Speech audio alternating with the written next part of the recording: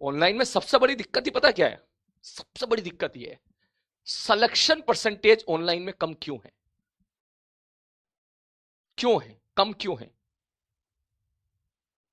क्योंकि बच्चे बैठ के तमाशा देखने में भरोसा करते हैं,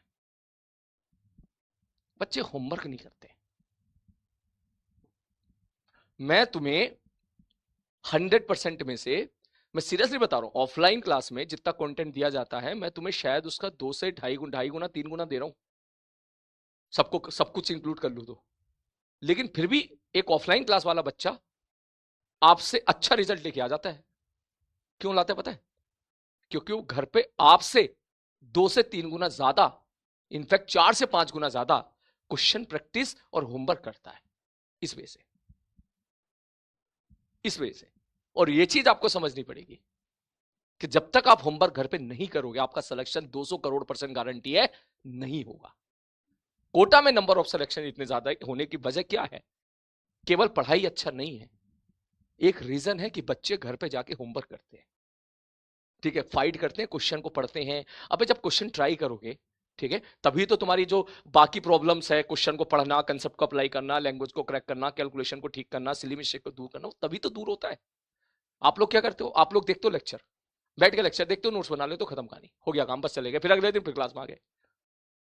तो इससे आपने फिजिक्स समझी तो है, मैं मानता हूं समझी है, लेकिन जब अप्लाई करने की बारी आती है तो फिर आप उस बच्चे से बेटर अप्लाई कर ही नहीं सकते जो घर पे बैठकर 50-50 सवाल रोज होमवर्क, 100 सवाल रोज होमवर्क कर रहा है। आप उससे आगे निकल ही नहीं पाओगे, कभी नहीं निकल पाओगे। मैं कितना भी अच्छा पढ़ा लूं नहीं निकल पाओगे। इसलिए उनके टीचर अगर अच्छा नहीं पढ़ा रहे हैं, उनके टीचर अगर ठीक से चीज एक्सप्लेन नहीं कर रहे हैं, उसके बाद भी वो बच्चा सेलेक्ट हो जाता है, क्योंकि वो बच्चा घर पे बैठकर खूब क्वेश्चन की प्रैक्टिस करता है। सीरियसली बता रहा हूं मैं, क्योंकि बच्चा घर पे जाए खूब सवाल लगाता, खूब सवाल लगाता। मास्टर ने बोला भाई साहब 50 सवाल होमवर्क दे दिए मैंने, तो वो करके लेके आएंगे, सारे के सारे बच्चे लेके आएंगे। 200 क्लास की स्ट्रेंथ है तो 200 के 200 करके लाएंगे। खुद को 15-20 बच्चे नहीं करके लाए तो बाकी 200 को देख के करके लेके आएंगे, या फिर मास्टर उनको बाहर निकाल देगा क्लास से, तो फिर वो अगले दिन करके लेके आएंगे।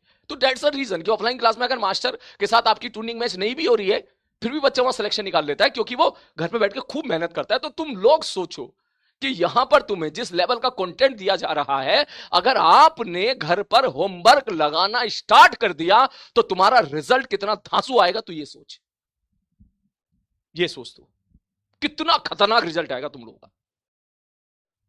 बेस्ट कंटेंट मिल रहा है, अच्छे लेवल का मिल रहा है। इस लेवल पे जा रहे हैं कि जहां नीट के बैच में पॉसिबल बहुत मुश्किल होता है दूसरे किसी टीचर को लेके जाना है। ऐसे इस प्रकार के लेवल के क्वेश्चन हम लोग क्लास में हंसते हंसते सॉल्व कर दे रहे हैं। जेई एडवांस के सवाल यूं करके लेके जा रहे हैं, आधे से ज्यादा सवाल हम लोग अच्छे से, जो अच्छे सवाल है, चैलेंजिंग सवाल है, एटलीस्ट ये सिचुएशन तो नहीं आई होगी कि तुझे जेई एडवांस का सवाल समझ में नहीं आया। ऐसा तो कोई भी सवाल नहीं मिला आज तक।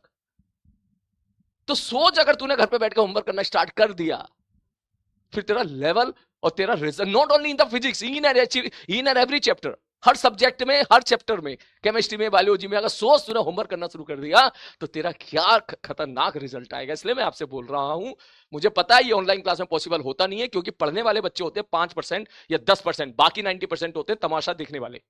मैं उन 5-10% बच्चों से बात बोल रहा हूं, बेटा, ठीक है, खूब मेहनत करो, खूब क्वेश्चन लगाओ, खूब होमवर्क करो, खूब होमवर्क करो। ऐसा नहीं होना चाहिए अगले दिन तू आगे बोले सर हमने होमवर्क नहीं किया।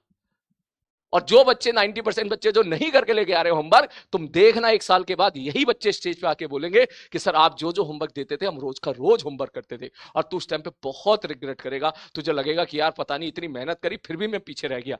क्यों पीछे रह गया? इसलिए पीछे रह गया, होमवर्क नहीं करता था। तो आगे से ध्यान रखना। चलो शुरू करते हैं अगला क्वेश्चन। Next question.